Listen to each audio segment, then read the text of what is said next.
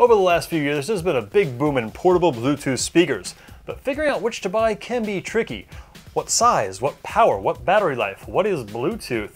But fear not, by the end of this video, you will know everything there is to know about buying a portable Bluetooth speaker. I'm Darren Levine, let's get started.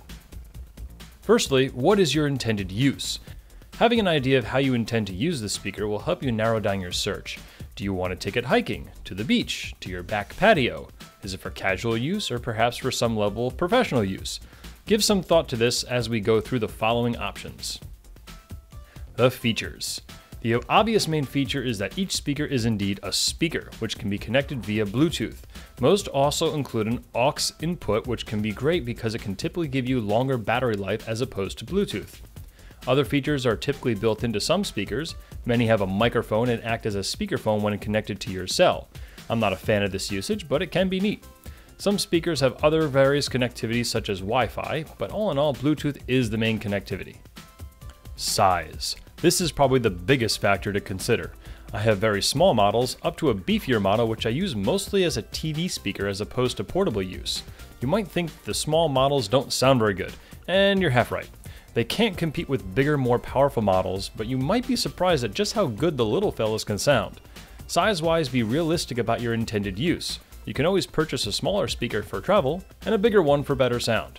That's the great thing about these speakers. There are tons that don't cost a lot of money. The power or wattage. This is probably the most boasted feature you'll see when shopping for a speaker. How many watts does it blast? The smaller speakers can typically run in the 2 to 10 watt range. Don't get too caught up in this. Even the smaller 3 watt speakers can sound very good. Just keep in mind that the power output will be the limiting factor in just how loud the speaker can get. When comparing to the average laptop's built-in speakers, just about anything you buy will be a significant step up from those tinny little things. Another note about power. Don't expect that a higher power rating will equal a louder speaker. Firstly, the ratings may not be accurate, and secondly, not all speakers are made quite the same, so you may notice a power difference despite ratings. A bigger speaker takes more power to drive. My GGMM speaker boasts 40 watts, but it sure doesn't get 4 times louder than my two 10 watt models, the Atom V3 and the Geega. However, all the speakers I own do get satisfyingly loud, and aside from just testing, I've never used any of them at their full power. Battery life. This is where you really don't need to worry much, since it's very common among portable speakers to have really good battery life. The Atom V3 boasts up to 35 hours. One decision you can make is whether you prefer the battery to be removable. Most models do not offer removable batteries, but the Creative D100 uses regular AA or rechargeables. This can be nice if you think you'll be forgetful in charging. Durability. If you do plan on bumping around, there are speakers touted to be more rugged to handle abuse. For this, I have the Seedforce, which is an awesome little square which is remarkably omnidirectional, meaning it sounds great even when pointing away from you. It floats, doesn't care about water, and has a strap so you can hook it up to a branch, a tree, a backpack, wherever. So how about sound quality? Because of course, if you're buying a speaker, one of the main things you want is for it to sound good. So the first thing that gets asked a lot is, doesn't Bluetooth compress and kill the audio quality?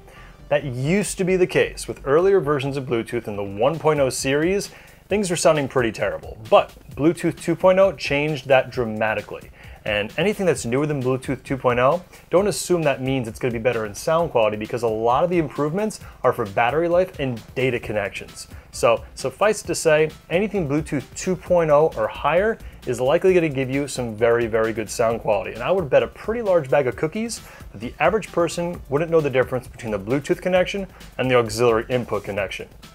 Now, I'm sure a lot of you are shopping online and won't have the ability to hear speakers in person, which is very important really, because you can't get an idea of the sound quality if I were to just play you music through here and picked up by a camera and then played online. It's not a good way of judging speaker quality. So a general rule to keep in mind is that a larger, heavier, more powerful speaker has the potential to sound better than smaller, lighter weight, less powerful speakers. And yes, there's a lot of notable exceptions. That's why I said potential, because there's some small speakers that can sound fantastic. But there's a couple areas where the size and power really makes a difference. The prime example is bass. Bass is one of those features you will see touted a lot, but I'll tell you right now, take it all with a grain of salt if it's a smaller unit. Clean, powerful bass simply cannot be stuffed into a small plastic space. Think of a home theater system, where there's a separate subwoofer which is a big heavy box. Now, a lot of Bluetooth speakers will boast that they have a separate bass driver, which is certainly a good thing, but that driver still needs power and mass to resonate off of. Don't worry though, the smaller units can give you some decent bass considering their size, but you can help them out by placing them on resonant surfaces such as a wood table. The largest of my speakers, the GGMM, is made out of a thick solid wood casing, and not surprising, along with its larger drivers, creates by far the best bass out of all my portable speakers. Portable versus plugged-in use. If you're not one to read instructions, then this is an important one for you. Most portable speakers are not intended to be kept plugged in 24/7. What that means is that they are meant to be charged and unplugged. Can you keep them plugged in? Sure, but be aware that you may stress or wear out the battery.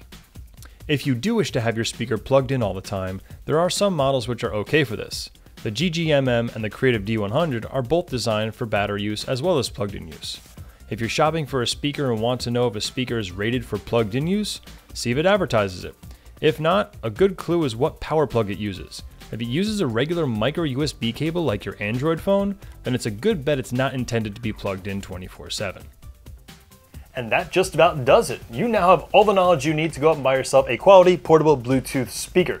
So if you found this buying guide helpful, please of course subscribe. You can also take a look at my various other buying guides and reviews to hopefully help you in your purchasing decisions. So I am Darren Levine, and I will see you next time around.